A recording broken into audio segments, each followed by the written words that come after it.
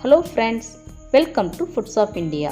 இன்னைக்கு நம்ம dry fruits nuts வச்சு ஒரு சாஃப்ட்டான கேக் ரெசிபி எப்படி ரெடி பண்றதுன்னு பாப்போம். ஒரு மிக்சிங் பவுல்ல Tutti Frutti எடுத்துக்கலாம். நான் இன்னைக்கு 3 டேபிள்ஸ்பூன் அளவுக்கு Tutti Frutti எடுத்துர்க்கேன். பாதாம், பிஸ்தா, அக்ரூட் இது மூணும் ஒரு டேபிள்ஸ்பூன் எடுத்துக்கலாம். dry fruits நம்மள்ட்ட என்ன இருக்கோ அதை நம்ம எடுத்துக்கலாம். இன்னைக்கு நான் பேரிச்சம்பழம், செர்ரி, திராட்சை இது ஒரு டேபிள்ஸ்பூன் எடுத்துர்க்கேன்.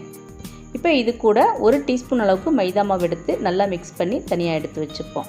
இதில் போட்டிருக்க ட்ரை ஃப்ரூட்ஸ் நட்ஸ் எல்லாம் நம்மளோட தேவைக்கேற்ப நம்ம கூட்டி குறைச்சிக்கலாம். இப்போ ஒரு மிக்சிங் பவுலில் 50 கிராம் அன்சால்டட் பட்டர் எடுத்துப்போம். பட்டர் ரூம் டெம்பரேச்சரில் இருக்கணும்.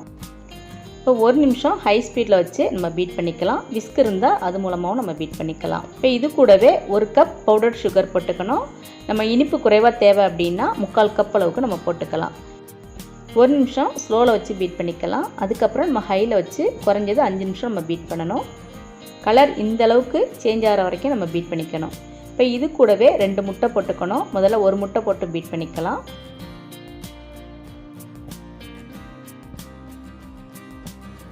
இப்போ இன்னொரு முட்டையை நம்ம போட்டுருவோம்.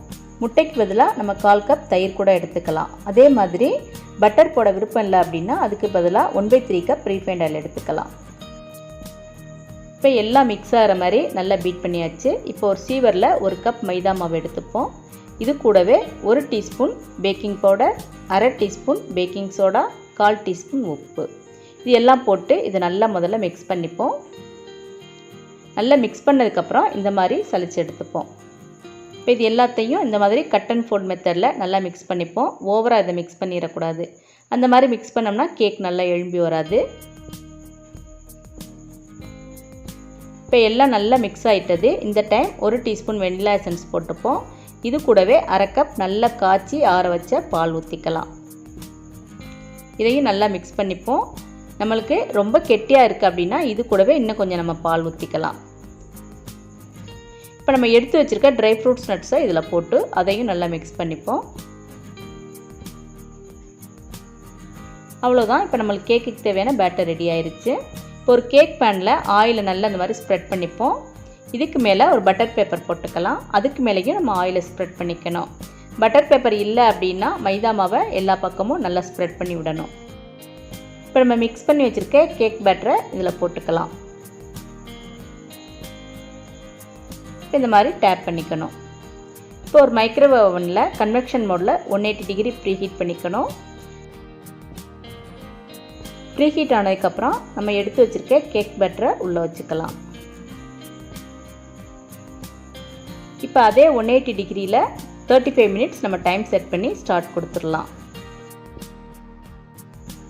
35 மினிட்ஸ் ஆகிட்டது. இப்போ நம்மளோட கேக் ரெடி ஆயிடுச்சான்னு நம்ம செக் பண்ணி பார்க்கலாம். ஒரு ஸ்டிக்கை கேக்கில் நம்ம இந்த மாதிரி இன்சர்ட் பண்ணி பார்க்கணும். மாவு எதுவும் அந்த ஸ்டிக்கில் ஒட்டலைன்னா கேக் நல்லா ரெடி ஆயிடுச்சுன்னு அர்த்தம். இப்போ எதுவுமே ஒட்டலை. நம்மளோட கேக் ரெடி ஆகிட்டது. இப்போ நம்ம அவன்லேருந்து வெளியே எடுத்து குறைஞ்சது 1/2 மணி நேரம் நல்லா ஆற விடுவோம். 1/2 மணி நேரம் ஆகிட்டது. கேக் நல்லா ஆறிட்டது. இப்போ நம்ம அடியில் இருக்க பட்டர் பேப்பரை இந்த மாதிரி ரிமூவ் பண்ணிடலாம். அவ்வளோதான், நம்மளோட நல்ல சாஃப்டான dry fruits nuts cake ready ஆகிட்டது. இதே கேக்கை நம்ம அவன் இல்லாமையும் செய்யலாம். வீடியோட லிங்க் டிஸ்கிரிப்ஷனில் இருக்குது. நம்ம வெறும் பிளைன் கேக் ரெடி பண்ணுறதுக்கு போல் இந்த மாதிரி ட்ரை ஃப்ரூட்ஸ் நட்ஸ் போட்டு கொடுத்தோம்னா குழந்தைங்க ரொம்ப விரும்பி சாப்பிடுவாங்க. இப்போ நம்ம கேக்கை கட் பண்ணி எவ்வளோ சாஃப்டாக இருக்குன்னு பார்க்கலாம். கேக் நல்ல ஃப்ளஃபியாக நல்ல சாஃப்டாக இருக்குது. ட்ரை ஃப்ரூட்ஸ் நட்ஸ் போட்டனால கேக் ரொம்பவே டேஸ்ட்டாக இருக்குது. நீங்களும் இந்த try fruits nuts cake try பண்ணி பார்த்து எப்படி இருந்துச்சுன்னு கமெண்ட்ஸில் சொல்லுங்கள். இந்த வீடியோ உங்களுக்கு பிடிச்சிருந்தா லைக் பண்ணுங்கள், ஷேர் பண்ணுங்கள், இந்த சேனலை சப்ஸ்கிரைப் பண்ணுங்கள். தேங்க்ஸ் ஃபார் வாட்சிங்.